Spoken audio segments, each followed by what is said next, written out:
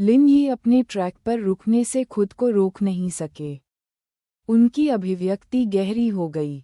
ये देखकर गाओ यान को पता चला कि वह सही थे। उन्होंने तुरंत यान तियान की आंखों में देखा। ऐसा नहीं है कि आप नहीं जानते कि एर्जोंग के इन लोगों का चरित्र किस तरह का है। क्या आप जानबूझकर ऐसी बात पर क्रोधित होकर अपना जीवन कठिन नहीं बना रहे हैं? गाओ यांग ने पूछा। यान तियान ने भी बगल में कहा, यह सही है। क्या आपने कुछ समय पहले ही इसका अनुभव नहीं किया था? इन लोगों के पास करने के लिए कुछ नहीं है और ये नहीं जानते कि गपशप के बिना कैसे रहना है। जैसे ही वह बोला, यान तियान ने लिन यी के कंधे को गले लगाया और मुस्कुराते हुए अपना सिर उठाया। ठीक है, इन बातूनी लोगों पर गुस्सा करना उचित नहीं है। कुछ ही दिनों में उनके पास बात करने के लिए नई चीजें होंगी और वे भूल जाएंगे कि आज क्या हुआ था। नाराज मत होइए। लिन यी की अभिव्यक्ति थोड़ी कम हुई। वह ये भी समझ गया कि यान तियान और गाओ यांग ने क्या कहा था, लेकिन वह मदद नहीं कर सका, लेकिन अपने दिल में घुटन महसूस कर रहा था। मुख्य बात ये थी कि इस बार अफवाहें बहुत भयानक थीं। वह नहीं जानता था कि अगर जियान ए ने उन्हें सुना तो वह इसे बर्दाश्त कर पाएगी या नहीं। हालांकि उसके 2 अच्छे दोस्त उसे सलाह देने की पूरी कोशिश कर रहे थे। लिन यी हमेशा अपने मूड के कारण दूसरों को प्रभावित नहीं कर सकते थे, इसलिए उन्होंने तुरंत सिर हिलाया। ठीक है, मैं ठीक हूँ, वापस जाओ, क्लास जल्द ही शुरू हो रही है। गाओ यांग ने ये शब्द कहते समय देखा। वे शुरू में चिंतित थे कि अफवाहें जियान ए को प्रभावित करेगी। अप्रत्याशित रूप से जैसे ही वे कक्षा में दाखिल हुए, उन्होंने देखा कि जियान ए, जो पहले पीरियड में अनुपस्थित थी, पहले ही वापस आ चुकी थी। वह जिया क्विंगहुआन और गुआन ताओ से भी बात कर रही थी, जो चमकते हुए मुस्कुरा रहे थे। ये देखकर यान तियान असहाय होकर मुस्कुराए बिना नहीं रह सका। उसने अपना सिर हिलाया और लिन यी की ओर देखा। मुझे लगता है कि आप सिर्फ अपने लिए परेशानी तलाश रहे हैं। जियान ए पूरी तरह से ठीक है। वह पहले से अलग है। इस तरह की चीज़ उसे परेशान नहीं करेगी। गाओ यांग सबसे स्पष्टवादी व्यक्ति थे। उन्होंने लंबे समय से जियान ए के मौन परिवर्तन को महसूस किया था। वर्तमान जियान ए जितना उन्होंने सोचा था उससे कहीं अधिक शक्तिशाली था। लिन यी ने अपने दिल में राहत की सांस ली। जब तक वह अफवाहों को गंभीरता से नहीं लेती, अफवाहें उसे नुकसान नहीं पहुंचाएंगी। फिर वे सब आगे चल दिए। यान तियान ने 3 लड़कियों को देखा और पहले बोला, आप किस बारे में बात कर रहे हैं? तुम इतनी खुशी से क्यों मुस्कुरा रहे हो? जब उन्होंने उन्हें देखा तो तीनों लड़कियों ने मुस्कुराना बंद कर दिया। जिया किंगहुआन ने कहा, मैं उनसे प्रोडक्शन टीम की मज़ेदार चीज़ों के बारे में बात कर रहा हूँ। प्रोडक्शन टीम के उल्लेख पर गाओ यान को हस्ताक्षरित तस्वीर याद आ गई। वह जिया क्विंगहुआन से कहने से खुद को नहीं रोक सका, ओह, हस्ताक्षरित फ़ोटो के लिए धन्यवाद। जब जिया क्विंगहुआन ने ये सुना, तो वह अपनी अभिव्यक्ति दिखाने से खुद को नहीं रोक सकी और बोली, कोई समस्या नहीं है। अन्य लोग आपको नहीं समझते, यंग मास्टर यांग, लेकिन मैं आपको कैसे नहीं समझ सकता? इसे दिल पर मत लो। हालांकि गाओ यांग अपने साथियों की तुलना में अधिक परिपक्व और स्थिर दिखते थे, और उन्होंने अपने जीवन में गुणवत्ता पर जोर दिया था जिससे अक्सर वे परिष्कृत और महान दिखते थे। लेकिन अंततः वह सिर्फ एक 15 वर्षीय युवा थे। उन्हें अपने आदर्श सहित हर चीज़ से लगभग पूर्ण अपेक्षाएं थीं। इसलिए लगभग पूर्ण युन बुयाओ एकमात्र सेलिब्रिटी थी जिसे गाओ यांग ने पसंद किया था। जो कोई भी उनसे परिचित था, उन्हें इस बारे में पता था। अरे, मैं वही हूँ जिसने तुम्हें हस्ताक्षरित फ़ोटो दी थी। यान तियान अप्रसन्नता से किनारे की ओर चिल्लाया। गाओ यांग ने उसकी ओर तिरस्कारपूर्वक देखा। मुझे ये सोचने की जरूरत नहीं है कि किंगहुआन ही वह व्यक्ति रहा होगा जिसने इसके लिए कहा था। आप सिर्फ हस्ताक्षर के लिए एक कुली हैं। अरे, अगर तुम ऐसा कहोगे तो मुझे दुख होगा। यान तियान ने उनकी ओर देखा और क्रोधित होने का नाटक किया। अगर भविष्य में कुछ भी अच्छा हुआ तो मैं तुम्हारे बारे में फिर नहीं सोचूंगा। ये बहुत कठिन लेकिन धन्यवाद रहित काम है। जब उन्होंने ये सुना तो वे फिर से हंसे, जिससे आसपास के छात्र उन्हें उत्सुकता और ईर्ष्या से देखने लगे। स्कूल के बाद जियान ए सीधे घर चला गया। जैसे ही वह आंगन में दाखिल हुई, खाने की खुशबू ने उसका स्वागत किया। जियान ए मुस्कुराया। वह जानती थी कि चेन जिन आज घर पर है। उसने धक्का देकर दरवाज़ा खोला और जैसा कि अपेक्षित था, चेन जिन स्थापित कर रहा था, खाने की मेज पर कटोरे और चॉपस्टिक। जब उसने आवाज़ सुनी तो वह पीछे मुड़ने से खुद को नहीं रोक सका। जब उसने देखा कि यह जियान ए है, चेन जिन मुस्कुराया। आप भोजन के समय वापस आए? मैंने अभी खाना बनाना समाप्त किया है। जल्दी से अपने हाथ धो लो। मेज पर चलते हुए जियान ए ने मेज पर 8 व्यंजनों को देखा और दंग रह गए। वह वापस होश में आए और मुस्कुराए। क्यों? आज विशेष अवसर क्या है? आमतौर पर जब वे दोनों खाना खाते थे, चेन जिन 4 व्यंजन तैयार करते थे, 2 गर्म, 1 ठंडा और 1 सूप। जियान ए ने सोचा कि बहुत सारे व्यंजन थे, इसलिए उसे अक्सर दूसरे भोजन के लिए बचा हुआ खाना खाना पड़ता था। आज चेन जिन ने 8 व्यंजन बनाए। ये सुनकर चेन जिन के होंठ हिले बिना नहीं रह सके। उसकी अभिव्यक्ति देखकर जियान ए को पता चल गया कि उसे कुछ कहना है। बिना पूछे जियान ए ने चुपचाप उसकी ओर देखा और उसके बोलने का इंतजार किया। थोड़ी देर के बाद चेन जिन ने शर्मिंदगी में अपना सिर खुजलाया और कहा, जियो ए, इस दौरान मेरी देखभाल करने के लिए धन्यवाद। मैं बाहर जाने की योजना बना रहा हूँ। जियान ए चौंक गया। स्पष्ट रूप से आश्चर्यचकित था। वह जानती थी कि चेन जिन अंततः अपना घर छोड़ देगा क्योंकि वह संभवतः यहाँ हमेशा के लिए नहीं रह सकता। हालांकि उसे उम्मीद नहीं थी कि यह इतनी जल्दी होगा। इतनी जल्दी? जियान ए ने पूछा। चेन जिन ने अपना सिर हिलाया। यह अचानक लिया गया निर्णय नहीं है। दरअसल मैं लंबे समय से इसकी योजना बना रहा था। अभी समय आ गया है, इसलिए मैं इसे आपके साथ साझा कर रहा हूँ। जियान ए के बोलने की प्रतीक्षा किए बिना चेन जिन ने जारी रखा। पहले किंगहुआन ने मुझे प्रबंधक होने का नाटक करने के लिए कहा और मुझे प्रतिदिन 500 युआन दिए। यह एक दैनिक वेतन था, लेकिन अब मैं किंगहुआन का आधिकारिक प्रबंधक हूँ।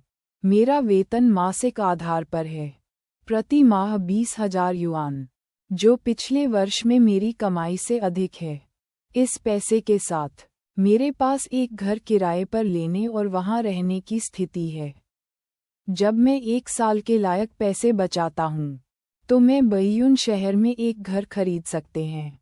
इस विचार को मन में रखते हुए चेन जिन अपने हाथों को एनिमेटेड रूप से रगड़ने से नहीं रोक सके। ये कुछ ऐसा है जिसके बारे में मैंने पहले सपने में भी सोचने की हिम्मत नहीं की थी।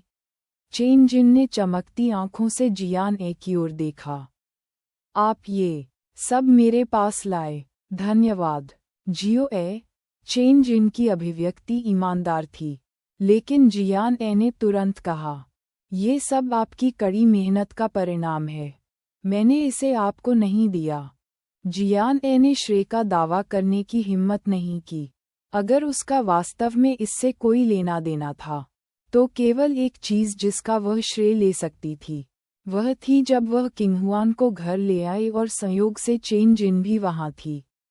उस दिन बार में अगर चेन जिन उसकी सुरक्षा की चिंता में उसकी मदद करने के लिए बाहर नहीं निकला होता, तो उसकी नौकरी नहीं जाती और वह उसे घर नहीं लाती। चेन जिन को किंग हुआन के बारे में पता नहीं चला होता और उसके बाद इतनी सारी चीजें नहीं होती। हालांकि सब कुछ कारकों के एक अजीब संयोजन से हुआ था। ये सब चेन जिन का भाग्य था। वह एक जमीन से जुड़े और मेहनती अच्छे इंसान थे। स्वर्ग उस पर नजर रख रहा था। संक्षेप में, धन्यवाद, चेन जिन ने कहा। उसकी आंखें कुछ लाल थीं। जियान ए ने उसे रुकने के लिए नहीं कहा। यदि वह 200 वर्ग मीटर के नए घर में रह रही होती तो जियान ए निश्चित रूप से उसे रहने के लिए कहती। वहीं उनकी मां जल्द ही अस्पताल से डिस्चार्ज होकर घर लौटेगी। अब उसके लिए घर में रहने की कोई जगह नहीं थी, चूंकि उसने पहले ही निर्णय ले लिया था। जियान ए ने सिर हिलाया। भविष्य में जब भी चाहो वापस आ जाना। चेन जिन ने जोर से सिर हिलाया। वह जानता था कि जियान ए उसके साथ विनम्र नहीं था। इतना समय साथ बिताने के बाद उन दोनों के बीच पहले से ही गहरा रिश्ता बन गया था। चेन जिन उसे अपनी बहन मानते थे और जियान ए भी उन्हें अपना परिवार मानते थे। इसके अलावा रोज एंटरटेनमेंट की स्थापना के बाद जियान ए जिस पहले व्यक्ति पर हस्ताक्षर करना चाहता था वह किंग हुआन था। पुनर्मिलन अत्यावश्यक नहीं था। रात के समय जियान ए अपने कमरे में अपना होमवर्क कर रही थी जब उसका फोन बजा। जियान ए ने इसे उठाया, लेकिन उसकी नज़र किताब से नहीं हटी। मालिक, फोन के दूसरे छोर से बाई झोल की आवाज़ आई। जब से उन्होंने एम ग्रुप जियान की स्थापना की, ए ने उससे कहा था कि वह उसे संबोधित करने का तरीका बदल दे। संप्रदाय मास्टर की तुलना में बॉस कानों को अधिक भाता था। आखिरकार जियान ए ने अपने पिछले जीवन में ये शब्द लंबे समय तक सुना था। हाँ, यह क्या है? जियान ए ने लापरवाही से उत्तर दिया। मैंने रंगीन स्टील ग्लास के बारे में क्यूसी में आपूर्तिकर्ता से पहले ही संपर्क कर लिया है। ब्लूप्रिंट पहले ही पूरा हो चुका है और हमारे पास निर्माण टीम और निर्माण सामग्री आपूर्तिकर्ता की कमी है। बाई झोउ ने एक पल के लिए रुककर कहा, पहले आपने कहा था कि आपके पास निर्माण टीम और निर्माण सामग्री आपूर्तिकर्ता के लिए व्यवस्था है। मुझे आश्चर्य है कि आप कब निर्णय ले पाएंगे ताकि हम जल्द से जल्द निर्माण कार्य शुरू कर सकें। जियान ए ने जो कर रही थी उसे रोक दिया और उसकी याददाश्त को कोसते हुए उसके माथे पर थप्पड़ मारा। उसने ये पहले भी कहा था, लेकिन हाल की घटनाओं के कारण वह भूल गई। मुझे क्षमा करें, मैं इतना महत्वपूर्ण मामला भूल गया। जियान ए ने मुस्कुराते हुए शर्मिंदगी से कहा, मुझे कुछ और दिन दीजिए, मैं इसे जल्द से जल्द पूरा कर दूंगा। उसके लहजे से ऐसा लग रहा था जैसे वह किसी पागल आदमी की तरह है जिसका पैसा बकाया है। बाई झोउ हंसने के अलावा कुछ नहीं कर सकी। आप बॉस हैं, मैं आपको हड़काने की हिम्मत कैसे कर सकता हूँ? लेकिन निश्चित रूप से जितनी जल्दी उतना बेहतर। ये परियोजना बहुत बड़ी है, इसलिए हमें जल्दी तैयारी करनी होगी। जियान ए ने मुस्कुराते हुए उत्तर दिया। ठीक है, मुझे पता है। कॉल काटने के बाद जियान ए ने अपने फ़ोन की संपर्क सूची खोली। संपर्क सूची में कुछ नंबर थे, इसलिए वह उन सभी को एक नज़र में देख सकती थी। चेन लेई का नाम अंदर नहीं था। जब वह वापस होश में आए तो जियान ए ने झुंझलाहट भरे भाव से उसके माथे पर थप्पड़ मारा। जब विला में आग लग गई तो उसने अंकल चेन के नंबर वाला फ़ोन खो दिया। यह एक नया फ़ोन था। जियान ए को लगभग संदेह था कि वह 80 साल की हो गई है। उसकी याददाश्त इतनी खराब क्यों हो गई कि वह ऐसी बात भूल गई? सोचने का समय नहीं था। ऐसे समय में सबसे मददगार व्यक्ति निस्संदेह भाई वूबी थे। जियान ए ने तुरंत वूबी को फ़ोन किया, जिस पर किसी ने तुरंत फ़ोन उठाया। लड़की, जैसे ही वह बोला, वूबी के स्वर में रेखा के ऊपर एक अचूक मुस्कान थी। भाई वूबी, मेरे पास कुछ है जिसके लिए मुझे आपकी मदद चाहिए। जियान ने सीधे तौर पर अपने इरादे बताए। जब वूबी ने ये सुना तो उसने तुरंत पूछा, तुम्हें मेरे साथ विनम्र होने की ज़रूरत नहीं है। यह क्या है? जियान ने कहा, बैयून सिटी में एक सेंचुरी ग्रुप है। चेयरमैन का नाम चेन लेई है। क्या आप इस व्यक्ति को जानते हैं? जैसे कि उसे उम्मीद नहीं थी कि जियान को ऐसा कोई व्यक्ति मिलेगा। वो भी आश्चर्यचकित था। उन्होंने प्रतिक्रिया व्यक्त करते हुए कहा, मैं उन्हें जानता हूँ। ये बहुत अच्छा है। क्या आप मुझे उसका फ़ोन नंबर बता सकते हैं?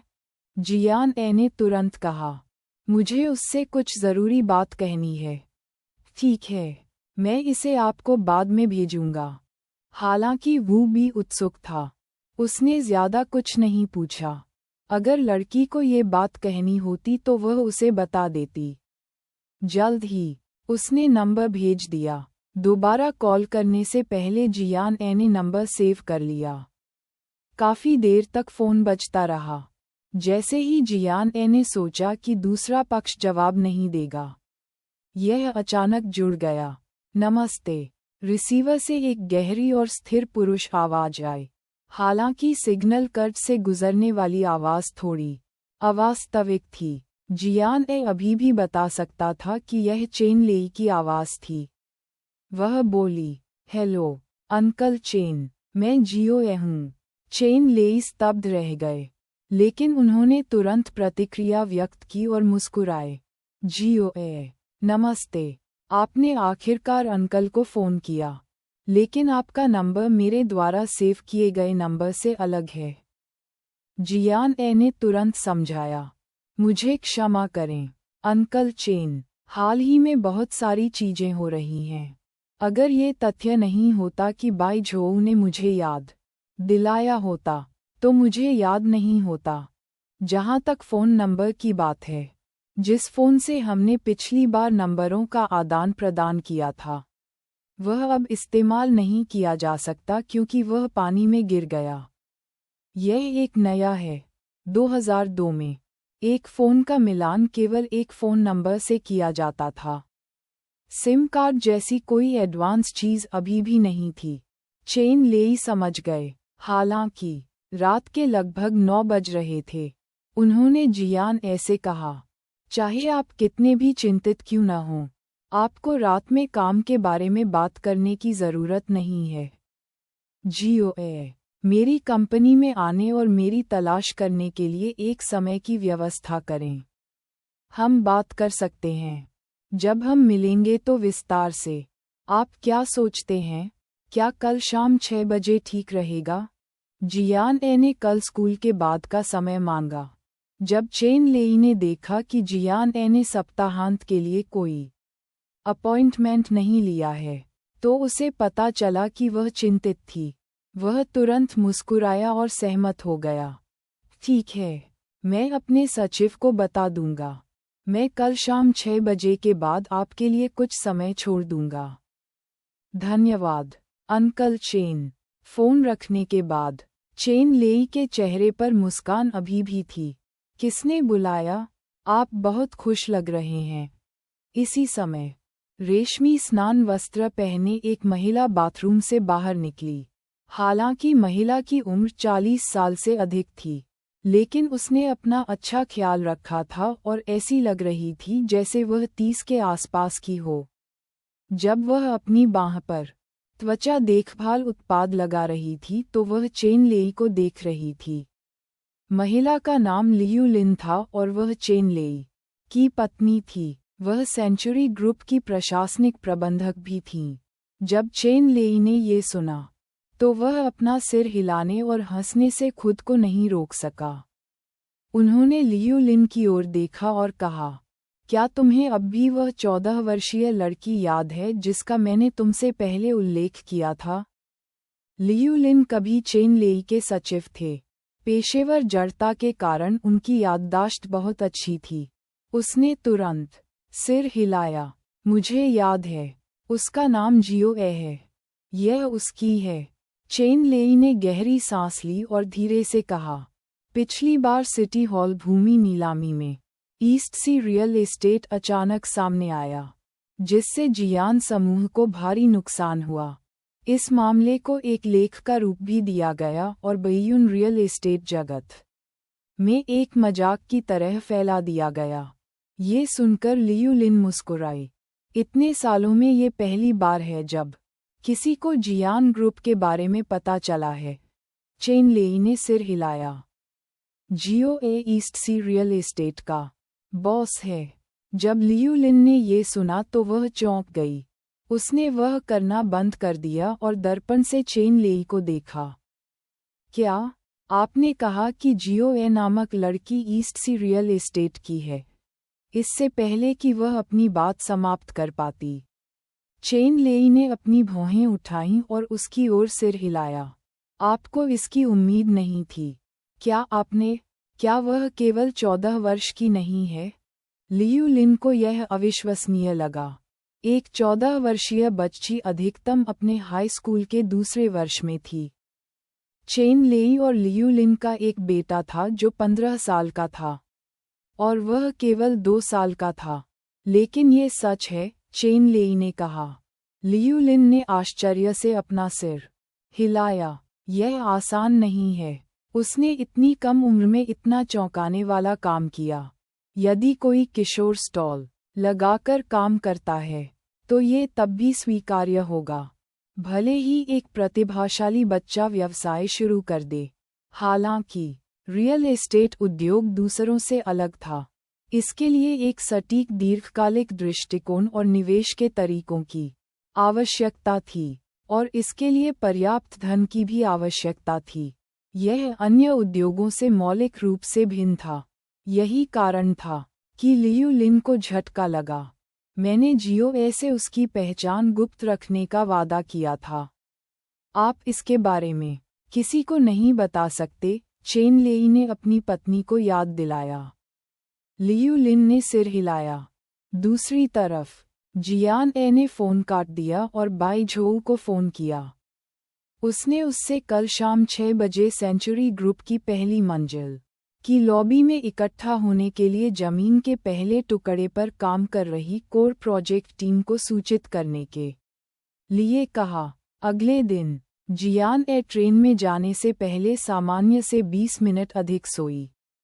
चेन जिन ने पिछली रात के बचे हुए खाने को गर्म किया और एक बर्तन बनाया, दलिया। फिर वह यार्ड में जियान ए पर चिल्लाया, जियो ए, ये खाने का समय है। पिछली बार जब उसने स्टारलाइट बार में लियू योंग को हराया था, तो अगले दिन जियान ए की बाह में दर्द हुआ।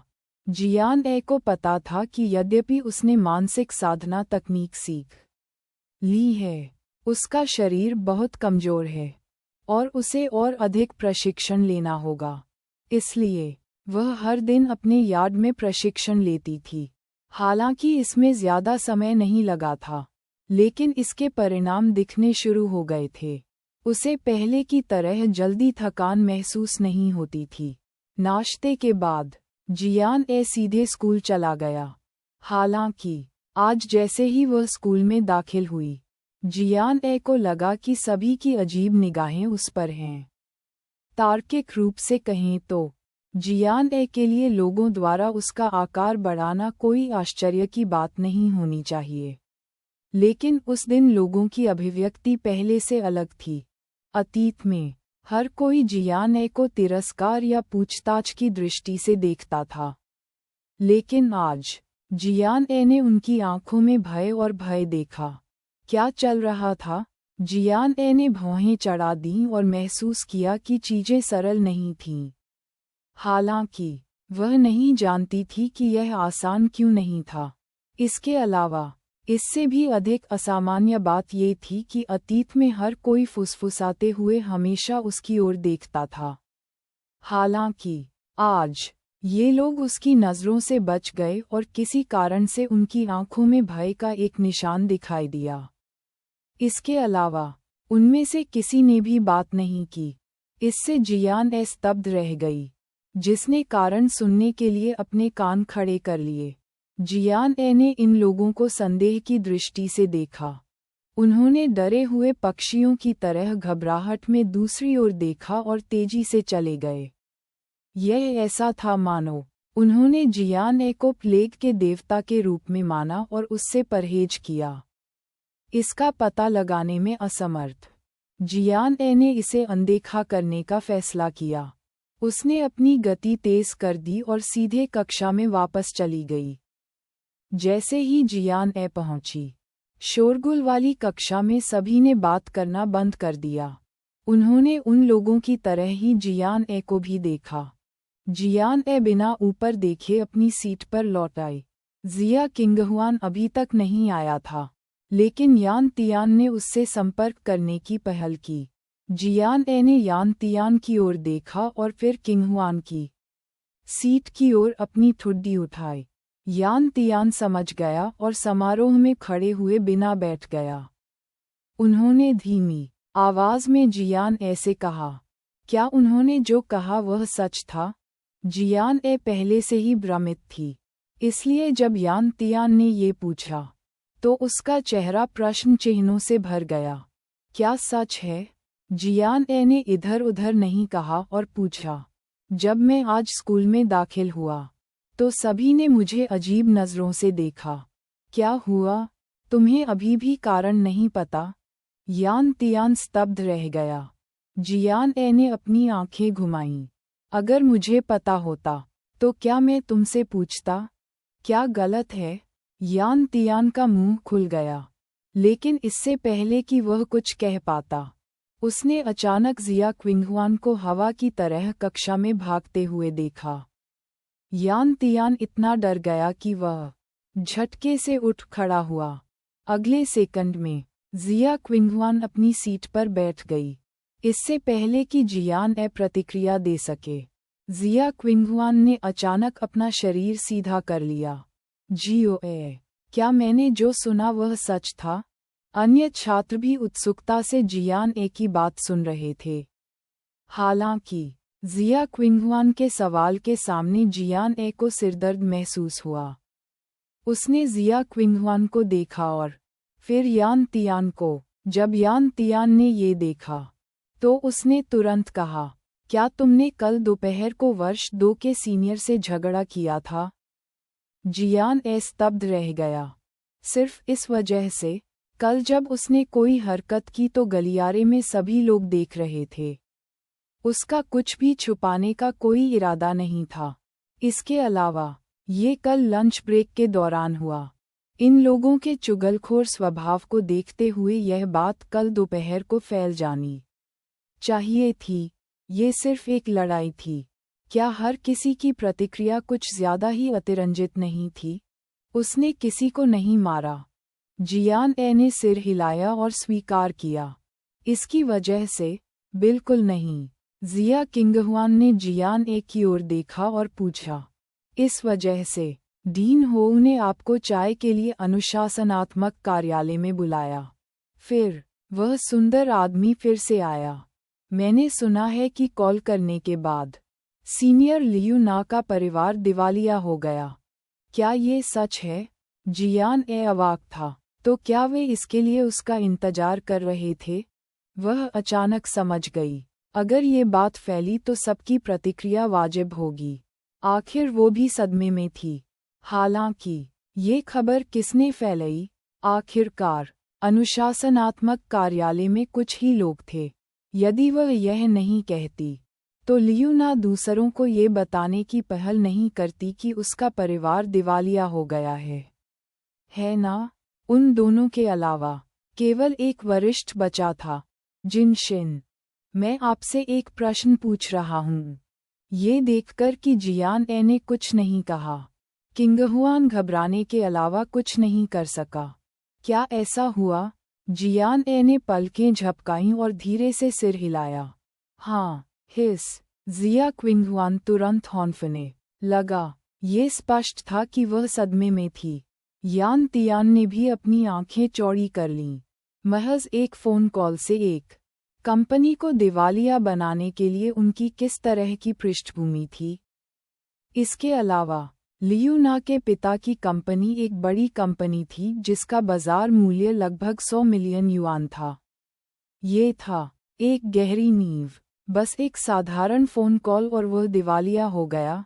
जीओए किंगहुआन अचानक गंभीर हो गया और जियान ए की ओर जलती निगाहों से देखा। मुझे सच बताओ, कल दोपहर को वह सुंदर आदमी कौन था? उसके साथ तुम्हारा क्या रिश्ता है? किंगहुआन के दिल में उस खूबसूरत आदमी के लिए लगभग 100 मिलियन युआन की कंपनी को आसानी से दिवालिया कर देना एक बात थी। फिर भी जियान ए के लिए एक कंपनी को बर्बाद करने के लिए तैयार रहना उसके लिए एक और बात थी। चूंकि किंगहुआन ने ऐसा सोचा था, दूसरों को और भी अधिक ऐसा महसूस होगा। यही कारण है कि आज हर किसी की आंखों में वही भाव था। वे उत्सुक थे, लेकिन वे जियान ए को नाराज करने से डरते थे। क्या होगा यदि जियान ए दुखी महसूस करे और उनका परिवार भी दिवालिया हो जाए? हालांकि एर्जोंग एक कुलीन स्कूल था, लेकिन कई लोगों की पारिवारिक पृष्ठभूमि लियू ना जितनी अच्छी नहीं थी। जिया किंगहुआन के सवाल ने जियान ए को स्तब्ध कर दिया। उनका रिश्ता क्या था? उसका जी हाओयू से कोई लेना देना नहीं था। हालांकि जियान ए ने कुछ नहीं कहा, क्योंकि भले ही उसने जी हाओयू के साथ कोई संबंध होने से इनकार किया हो, कोई भी उस पर विश्वास नहीं करेगा। वैसे भी यह वैसा नहीं है जैसा आप सोचते हैं। अंत में जियान ए ने ये कहा। जिया क्विंगहुआन के चेहरे पर एक सार्थक अभिव्यक्ति थी। ये स्पष्ट था कि उसे जियान ए की बातों पर विश्वास नहीं था। यान तियान और भी अधिक प्रत्यक्ष था। वह बुदबुदाया, कोई आश्चर्य नहीं कि लिन यी के पास मौका नहीं था। ये प्रतिद्वंद्वी बहुत मजबूत है। वह सुंदर और धनवान था। इसके अलावा वह जियान ए के लिए किसी कंपनी को आसानी से दिवालिया कर सकता था। वह प्रेमी शक्ति से भरपूर था। जियान ए को नहीं पता था कि कैसे समझाना है और उसे इसकी परवाह नहीं थी। उसे सिरदर्द महसूस हुआ और अचानक उसने सोचा कि उसके लिए स्कूल में एक सामान्य छात्रा बने रहना मुश्किल है। पहले उसका मजाक उड़ाया जाता था, लेकिन अब लोग उससे डरते हैं। कोई भी अच्छा नहीं था। जियान ए को नहीं पता था कि वह किससे अधिक नफरत करती है। वह मानसिक रूप से थकी हुई थी। वह मदद नहीं कर सकती थी, लेकिन जी हाओयू को फिर से अपने दिल में डांट सकती थी। एक पल के लिए नाटक करना उसे अच्छा लगा, लेकिन उसे उसकी गंदगी साफ करनी थी। ये देखते हुए कि जियान ए ने स्पष्टीकरण नहीं दिया, जिया किंगहुआन ने उससे पूछताछ करने की योजना नहीं बनाई। उस खूबसूरत आदमी के साथ जियान ए के रिश्ते की तुलना में वह उस व्यक्ति की पहचान के बारे में अधिक उत्सुक थी। पलक झपकते ही एक कंपनी को राख में बदलने की उसकी क्षमता चौंकाने वाली थी। जियान ए ने भी अंत तक चुप रहने की योजना बनाई। उसे यही आशा थी कि कुछ ही दिनों में सब लोग इस मामले को भूल जाएंगे। मुख्य कारण ये था कि उसका जी हाओयू से कोई लेना देना नहीं था। ये सब युवा मास्टर जी ने स्वेच्छा से किया था। इसका उससे कोई लेना देना नहीं था।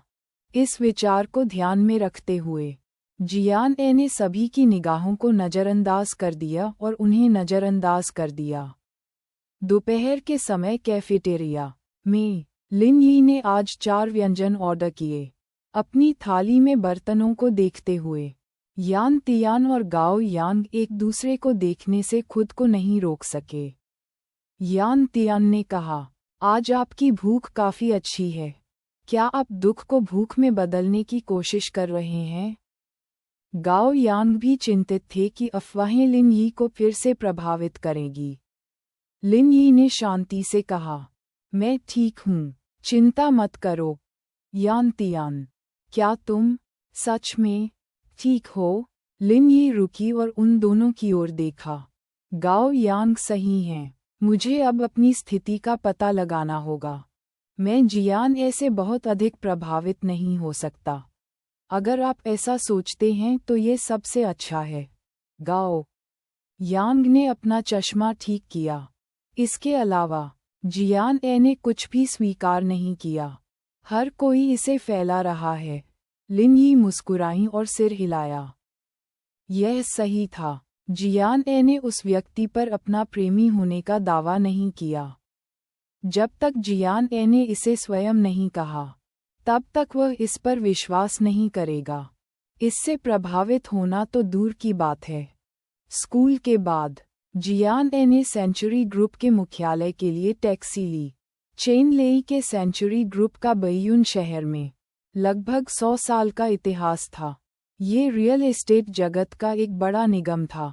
हालांकि इसकी कंपनी की ताकत जियान ग्रुप जितनी अच्छी नहीं थी, फिर भी यह बैयून रियल एस्टेट दुनिया में इसकी नंबर 1 प्रतियोगी थी।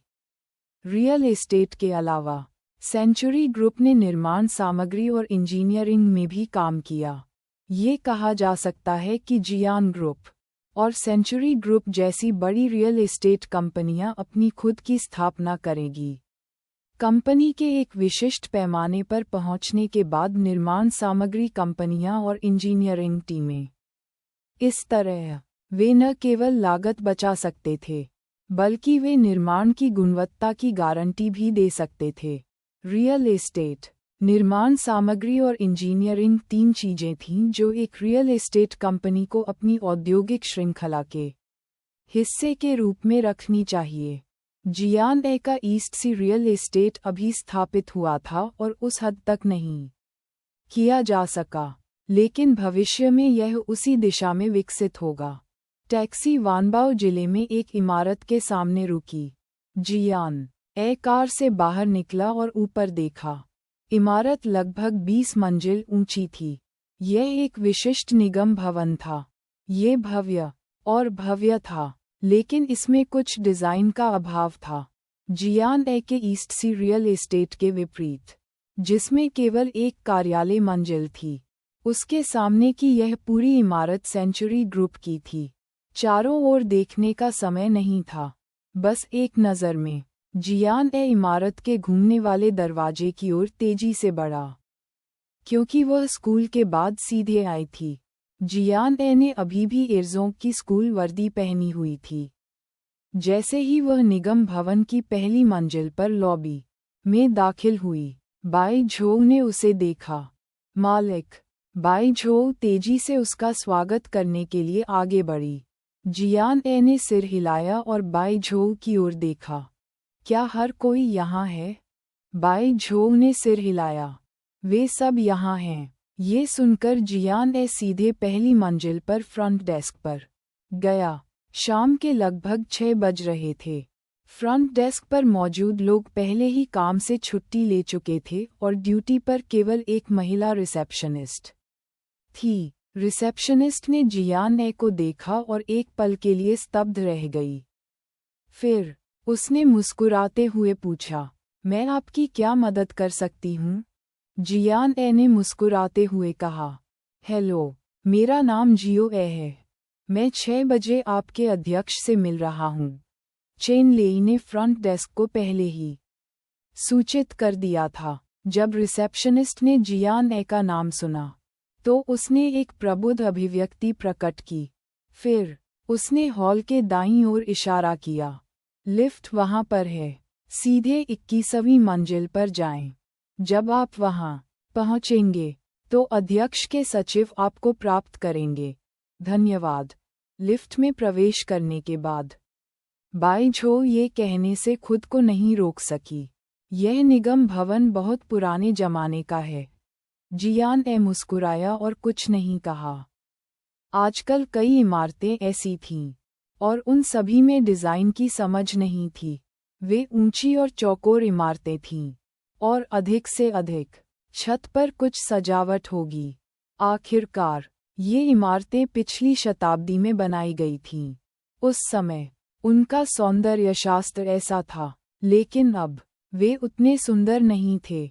एक निगम भवन के रूप में ये कुछ ज्यादा ही गंभीर था। लिफ्ट 21वीं मंजिल पर पहुंची। दरवाज़ा खुला और बिजनेस सूट में एक महिला सचिव पहले से ही लिफ्ट में इंतजार कर रही थी। हालांकि चेन लेई ने पहले ही अपने सचिव को याद दिला दिया था कि वह आज जिस व्यक्ति से मिलेंगे वह एक कम उम्र की लड़की थी। सचिव मदद नहीं कर सका, लेकिन जब उसने जियान ए को देखा तो वह गुप्त रूप से चौंक गया। कृपया मेरा पीछा करें। पेशेवर मुस्कान में बदलने और आगे बढ़ने से पहले सचिव एक पल के लिए चौंक गया। वह सचिव के पीछे पीछे चेयरमैन के कार्यालय तक गई। सेक्रेटरी ने धक्का देकर दरवाज़ा खोला। अध्यक्ष महोदय, वे यहाँ हैं। जैसे ही उसने बोलना समाप्त किया, सचिव पीछे मुड़ा और जियान ए को प्रवेश करने का इशारा किया। जीओए रिसेप्शन क्षेत्र में सोफे पर चेन लेई उसका स्वागत करने के लिए मुस्कुराते हुए खड़ी हुई। जियान ए ने भी मुस्कुराते हुए अभिवादन किया। Uncle chain. उन दोनों ने हाथ मिलाया। चेन लेई की नज़र बाई झोउ पर पड़ी। मिस्टर बाई, हम फिर मिले। बाई झोउ ने भी थोड़ा सिर हिलाया। नमस्ते। जियान ए और बाई झोउ के अलावा भूमि के पहले टुकड़े पर काम कर रहे 8 कोर प्रोजेक्ट टीम के सदस्य भी मौजूद थे। चेन लेई ने उन्हें सोफे पर बैठने दिया और सचिव ने जल्दी से कॉफ़ी बनाई। जियान ए पर मुस्कुराने से पहले चेन लेई की नज़र सभी पर पड़ी। ऐसा लगता है कि आपके पास पहले से ही अपने प्रोजेक्ट की पूरी योजना है। जियान ए विनम्र नहीं था और उसने सिर हिलाया। इसलिए मैंने वहां आकर अंकल से बात करने की हिम्मत की। सहयोग के बारे में चेन लेई हंसने के अलावा कुछ नहीं कर सकी। वह अपनी कुर्सी पर पीछे झुक गया। यदि अंकल गलत नहीं हैं, तो आप चाहते हैं कि मैं निर्माण सामग्री और निर्माण टीम प्रदान करूं, है ना? चेन लेई कई वर्षों से रियल एस्टेट की दुनिया में थे, जबकि जियान ए का ईस्ट सी रियल एस्टेट अभी स्थापित हुआ था। यदि वे कोई प्रोजेक्ट शुरू करना चाहते थे, तो स्वाभाविक रूप से उन्हें ये जानने के लिए सोचने की ज़रूरत नहीं थी कि उन्हें क्या चाहिए। यह सही है। अंकल चेन भी जानते हैं कि मेरी कंपनी नई है। मौजूदा प्रोजेक्ट भी कंपनी का पहला प्रोजेक्ट है। हमारे पास कोई परिचित निर्माण सामग्री आपूर्तिकर्ता नहीं है और कंपनी के पास अपनी स्वयं की निर्माण टीम नहीं है। जियान ए ने इधर उधर नहीं घूमा और चेन लेई से कहा, तो सबसे पहले मैंने अंकल चेन की कंपनी के बारे में सोचा। ओह! चेन लेई अपनी भौहें ऊपर उठाने से खुद को नहीं रोक सका। उन्होंने जियान ए की ओर देखा और कहा, हम निर्माण सामग्री की आपूर्ति के बारे में लापरवाह नहीं हो सकते। अगर कुछ भी गलत हुआ, तो ये पूरी परियोजना को नष्ट कर देगा। जियो ए मुझ पर इतना भरोसा करती है? जियान ए ने मुस्कुराते हुए स्पष्ट रूप से कहा, हालांकि मैं अंकल चेन से केवल 2 बार मिला हूँ, लेकिन मैंने हमेशा लोगों के बारे में अपने फैसले पर विश्वास किया है। मुझे विश्वास है कि अंकल चेन मुझे सर्वोत्तम निर्माण सामग्री प्रदान करेंगे। बेशक, मैं अंकल चेन को सबसे उचित कीमत भी दूंगा। मैं सिर्फ इसलिए छूट नहीं मांगूंगा क्योंकि मैं युवा हूँ। हा। जब चेन लेई ने जियान ए के शब्द सुने, तो वह हंसने के अलावा कुछ नहीं कर सका। जियो ए, चिंता मत करो। हालांकि मैं एक व्यवसायी हूँ, मैं ऐसा व्यवसायी नहीं हूँ जो केवल लाभ की परवाह करता हो। यदि सहयोग काम करता है, तो अंकल चेन आपको सबसे उचित मूल्य देंगे। जियान ए ने सेंचुरी ग्रुप को चुनने का सबसे महत्वपूर्ण कारण चेन लेई का चरित्र था, जैसा कि जियान ए ने कहा था। हालांकि वह चेन लेई से केवल 2 बार मिली थी, चेन लेई के कार्यों ने पहली बार मिलने पर उन पर एक उत्कृष्ट प्रभाव छोड़ा था। व्यवसायी हमेशा लालची थे, लेकिन चेन लेई ने 50% छूट पर उन्हें लगभग 10 लाख युआन का घर बेच दिया क्योंकि उन्होंने ओल्ड जी को बचाया था। शायद कुछ लाख युआन सिर्फ एक बूंद थी चेन लेई के लिए सागर, जिसकी कीमत अरबों में थी, लेकिन उसने इन कुछ लाख युआन से अपने अरबों युआन जमा किए थे। जब तक ये पैसा था वे इसे जेब में रखना चाहते थे। चेन लेई की बातें सुनकर जियान ए के चेहरे पर एक हल्की सी मुस्कान आ गई। जब यू बिन ने ये देखा तो उसने तुरंत प्रोजेक्ट का खाका उसके हाथ में दे दिया। हम सहयोग नहीं कर सकते, यह आपकी कंपनी की निर्माण टीम के मानकों पर निर्भर करता है, क्योंकि जिस परियोजना में मैं आपके साथ सहयोग कर रहा हूँ वह कोई साधारण इमारत नहीं है। निर्माण की कठिनाई देश में अद्वितीय है। ये सुनकर चेन लेई दंग रह गए, लेकिन जियान ए की आत्मविश्वासपूर्ण अभिव्यक्ति को देखकर उन्हें पता चला कि वह बकवास नहीं कर रही थी। जियान ए के शब्दों ने चेन लेई की रुचि जगाई। वह मुस्कुराने और सिर हिलाने के अलावा कुछ नहीं कर सका। ठीक है अंकल चेन आपके ईस्ट सी रियल एस्टेट के पहले प्रोजेक्ट को लेकर और भी अधिक उत्सुक हैं। जैसे ही उन्होंने बात की, चेन लेई ने कार्यालय की मेज पर विशाल परियोजना का खाका फैला दिया। जटिल और अजीब आकार की होटल डिजाइन योजना चेन लेई के सामने आए। बस एक नज़र से चेन लेई की आंखें चौड़ी हो गईं। ये है, चेन लेई ने इसे अविश्वास से देखा। वह क्षण भर के लिए स्तब्ध और अवाक रह गया। कई वर्षों तक रियल एस्टेट उद्योग में रहने के बाद चेन लेई की कंपनी ने आवासीय भवनों और विला पर ध्यान केंद्रित किया। उनमें से अधिकांश एक जैसे दिखते थे। बैयून शहर में भी ऐसा ही था। हालांकि उनकी अर्थव्यवस्था अच्छी तरह से विकसित थी, लेकिन डिज़ाइन की समझ रखने वाली केवल कुछ ही इमारतें थीं। होटल एम जैसा साहसिक मोर्चा चीन में भी कम था। इतनी जटिल संरचना वाली कोई इमारत पहले कभी नहीं बनी थी। जब जियान ए ने ब्लूप्रिंट देखा तो उसे पहले से ही चेन लेई की प्रतिक्रिया की उम्मीद थी। वह बाई झोउ को संतुष्टि के साथ देखने के अलावा कुछ नहीं कर सकी। वह उसे टोकने की जल्दी में नहीं थी। इसके बजाय उसने उसे खुद को शांत करने के लिए कुछ समय दिया।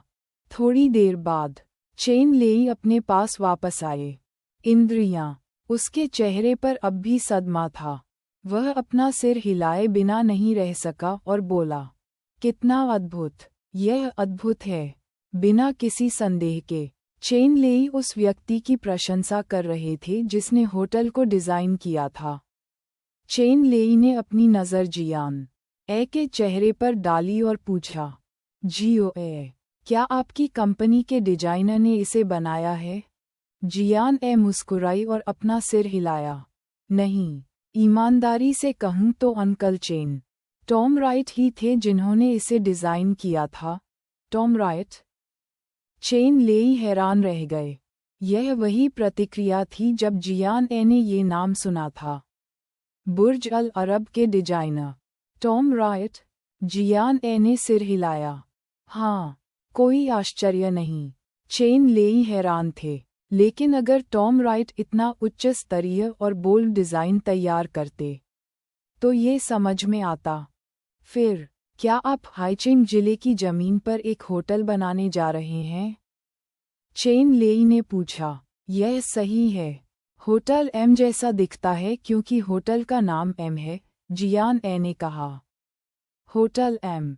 चेन लेई ने इस नाम पर विचार किया और ब्लूप्रिंट को 2 बार देखा। वह प्रशंसा किए बिना नहीं रह सका। अच्छा, रचनात्मक। ये कैसा है, अंकल चेन? जियान ए ने तुरंत चेन लेई की ओर देखा और कहा, मुझे आश्चर्य है कि क्या सेंचुरी ग्रुप की निर्माण टीम इतनी कठिन परियोजना के लिए तैयार है। जब चेन लेई ने ये सुना तो वह एक पल के लिए रुक जाने से खुद को नहीं रोक सका। जियो ए, मैं आपको तुरंत एक सकारात्मक उत्तर देना चाहता हूँ, लेकिन ये कोई खेल नहीं है। हालांकि हमारी कंपनी की निर्माण टीम अनुभवी है, हम कभी भी ऐसी जटिल संरचनाओं और उत्कृष्ट डिजाइनों के संपर्क में नहीं आए हैं। इसलिए मैं चाहता हूं कि आप मुझे ये तय करने के लिए एक दिन दें कि क्या हम इस सहयोग को स्वीकार कर सकते हैं। मैं इस पर चर्चा करने के लिए कल इंजीनियरिंग विभाग के साथ एक बैठक करूंगा। यदि वे आश्वस्त हैं तो हम इस सहयोग को शुरू करेंगे। क्या ये ठीक है? चेन लेई तुरंत सहमत नहीं हुए क्योंकि वह पूरी तरह से आश्वस्त नहीं थे। हालांकि वह जानता था कि यह एक दुर्लभ अवसर था। एक बार जब होटल एम बन गया, तो यह एक बड़ा हंगामा खड़ा कर देगा। यदि उनकी कंपनी इसमें भाग ले सकती है, तो ये प्रसिद्धि और लाभ के लिए लड़ने का एक उत्कृष्ट अवसर होगा। यह निस्संदेह कंपनी के लिए बहुत फायदेमंद होगा। चेन लेई को भी जियान ए की दयालुता महसूस हुई। यदि ऐसी कोई परियोजना जनता के लिए खुली होती, तो अनगिनत निर्माण कंपनियां और निर्माण टीमें इसके लिए प्रतिस्पर्धा करना चाहतीं। लेकिन जियान ए ने ऐसा नहीं किया। इसके बजाय उसने उसकी तलाश करने की पहल की। चेन लेई को पता था कि वह जियान ए को निराश नहीं कर सकता। इस व्यवसाय को अपनाने से पहले उसे पूरी तरह से आश्वस्त होना होगा। जियान ए स्वाभाविक रूप से चेन लेई की चिंताओं और विचारों को जानता था।